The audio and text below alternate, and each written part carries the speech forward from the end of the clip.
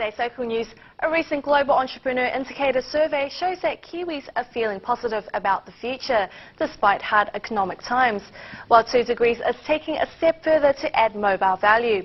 And one of Auckland's best-known landmark, Rangitoto, is set for a name change.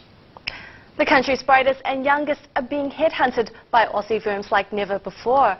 Recruiters say New Zealand companies must boost up their intern programs. Christy Jha reports. Australian companies are headhunting Kiwi young talents like never before, as many of our high-achieving students are being snatched away before they even finish studying. According to one industry expert, the number of top students being targeted is up to 80%, and those students are offered impressive salaries and opportunities. Others put this down to the quality of our education. In New Zealand, the rates of education, the rates of post-secondary education are quite similar to what they are in Australia, so that the people that are coming through the educational institutions here in New Zealand are graduating with similar types of qualifications. The range of occupations that Kiwi students go into is across the board, essentially all industry sectors that support the booming Australian economy. Jason Clayton says the areas of labour shortages in New Zealand are very narrow and focused, but firms here must step up their recruitment programs.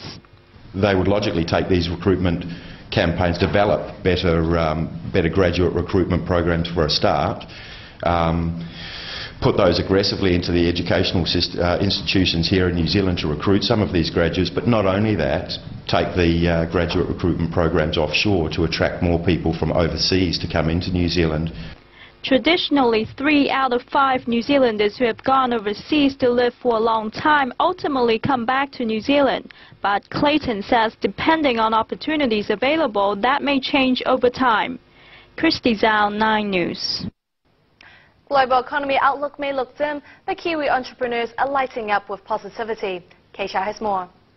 Business owners around the world were surveyed to produce the Global Entrepreneur Indicator, and Kiwi entrepreneurs are coming on top, feeling much more positive about the current business environment than their international counterparts. I think we're a small and nimble economy that adjusts very quickly to economic changes. I think we've made those adjustments. The statistic shows that 63% of New Zealand entrepreneurs are expecting an increase in the number of contract or part-time employees, and 89% predicts a higher net profit in the next 6 months. More than 8,500 entrepreneurs across 35 countries are members of the Entrepreneurs Organisation that completed the survey. Collectively, these entrepreneurs employ more than 1.6 million workers around the world. Kay Chow, 9 News. After consulting with beneficiary advocacy groups, the Social Development Ministry has plans to change its method of investigating benefits fraud. Instead of approaching people suspected of fraud, it will go straight to others, such as landlords or schools, to directly find out the beneficiary's circumstances. A lobby group for children has criticised the government's early childhood education plan as short-sighted. Christy Jha reports. The government has a goal to have 98% of all Kiwi kids in early childhood education by 2016. But children advocacy groups have come out on the attack, saying the plan will result in worse health, behaviour and learning outcomes for children. Labour's early childhood education spokesperson Sue Maroney agrees with the criticism. She says the government is dumbing down the quality of ECE and it's taking this approach right throughout education. They're going for numbers, just getting every child they can into any old early childhood education. Labour's view is that we want to make sure that that's quality early childhood education. Experts have raised the Netherlands as an example which New Zealand can learn from in developing a culture of respect for children. Moroni says the government must put children at the heart of policy making. If we don't do that, then we are leaving the next generation behind. And this generation of children will be the first generation of children in New Zealand's history that are going to be worse off than their parents. Moroni says National won't be in government anyway by the time the target needs to be met. The government's action plan for supporting vulnerable children has acknowledged that improving child outcomes is more complex than just taking children off their parents. Christy Zhao, 9 News. 2 Degrees is leading the way in mobile value with the launch of its best ever prepaid promotion. KHR reports. The telco giants are at it again, and lucky for consumers, the competition brings more value to mobile users. Last Friday, 2 Degrees announced the launch of its best ever $19 combo pack promotion for prepaid customers. From now until January 31st, 2013, people can sign up and get more value and freedom with their prepaid account. Vodafone offers a package for prepaid customers that costs $19 a month, which includes 30 minutes, 300 texts and 300 megabytes of data.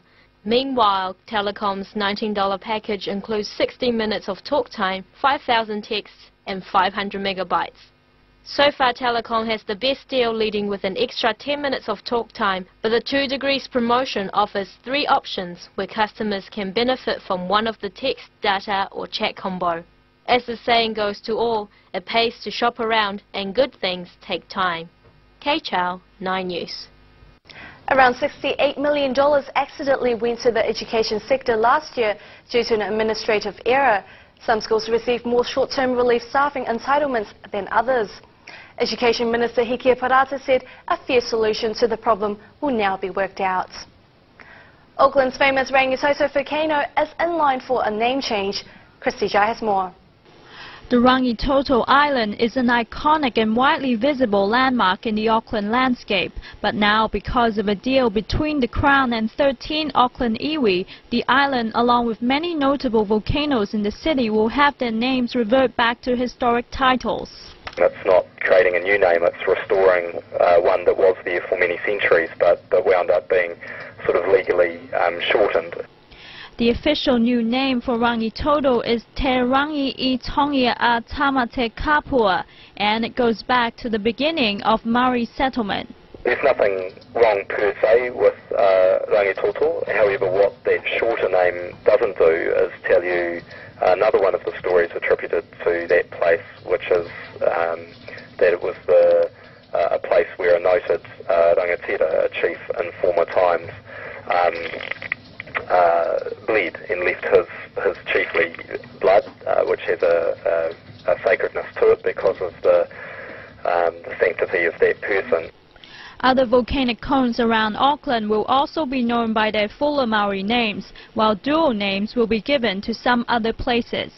Christy Zhao, 9 News. Now we have a TV9 host from Asia Focus, Julie Nixon, to comment on ethics of euthanasia. The Prime Minister struck a raw chord the other day, or a raw nerve if you like, when he indicated that he thought that euthanasia already existed in hospitals, and that prompted a very strong response from the medical profession, the palliative medical fraternity and those who are working in hospices, that in fact euthanasia is not part and parcel of hospital care today. In fact, it's not something that they do. The doctors have an ethical obligation to heal, and that's what they're about. So I think the Prime Minister, he struck a raw nerve if you like, but I don't think he really meant necessarily that euthanasia, somebody pulling out an injection and saying, oh, your time is up. I don't think it's a situation like that. I think it's more that very kind of delicate situation where somebody is going down a path towards the end of their life, and that the doctors sort of have a conversation with the loved ones about what the best course of action might be. There will be, obviously there will be so much information available, and you have to make an informed decision if you're a loved one about the right course of action. And of course that's not really euthanasia, so it's a question of where you draw the line. The palliative medical people whose objective in their profession is really to look after people, to try and heal people, certainly not to terminate their lives. So I think the Prime Minister has struck a raw chord in the sense that it's just a delicate situation, but hopefully this will blow over, and certainly hospitals are not proceeding along those lines, but we all know that reality, day to day, people do die, the right courses of action are taken. There is a little bit of a fine line. It's based on information available, and hopefully everybody can understand that and deal with it. Well,